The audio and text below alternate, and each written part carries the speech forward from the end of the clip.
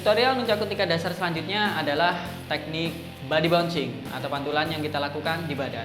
Tekniknya seperti ini. Perhatikan posisi memantul di pinggang. Yang pertama, ketika striking diagonal, posisi memantul adalah rantai atau penghubung di samping dan bilah sedikit ke belakang. Kemudian dibawa ke sisi kanan dengan nunchaku menghadap ke bawah, bilah yang satunya ke atas.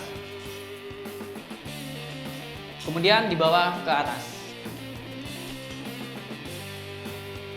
Sekali lagi, lakukan strike, pantulkan, angkat. Strike, pantulkan, angkat. Strike, pantulkan, angkat. Jangan lupa ketika angkat, posisi telapak selalu di depan. Dan posisi memantulkan di atas adalah di lengan, bukan di punggung.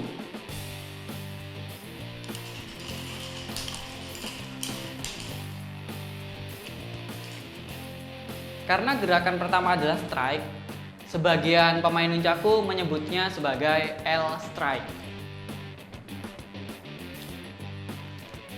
Dan itu adalah tutorial nunchaku tingkat dasar yang ke-6, yaitu teknik body bouncing, atau ada sebagian yang menyebutnya L strike.